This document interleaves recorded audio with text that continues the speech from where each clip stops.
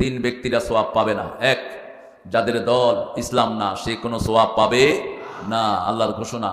ومن يبتغي غير الإسلام دينا فلن يقبل منه وهو في الآخرة من الخاسرين। যারা আল্লাহর দল ছাড়া অন্য দল করে তাদের কোনো আমল কবুল হবে না, দুনিয়াও শেষ আখিরাতও শেষ। 2 নাম্বার, বেনামাজির কোনো দোয়া কবুল হবে না। যারা এসা পড়লাম না, মারা গেলেই নমরুদ ফেরাউনের সাথে দেখা হওয়ার সম্ভাবনা, আর যারা পড়েছেন রাসূল সাল্লাল্লাহু আলাইহি ওয়াসাল্লামের সাথে দেখা হওয়ার সম্ভাবনা আছে। 3 নাম্বার, মুশরিক, যারা শিরক করে। বিগত সরকার ছিল মুশরিক সরকার, সারা দেশকে মূর্তি দিয়ে ভরেছে, ঠিক কিনা? আমরা কোন মুশরিকের সাথে থাকতে চাই না। তৌহিদ আছে যেখানে, আমরা আছি।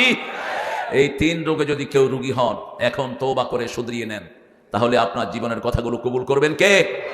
আল্লাহ ছাড়া কারো দল করব, নামাজ 5 ওয়াক্ত কায়েম, শিরক করব, ওমা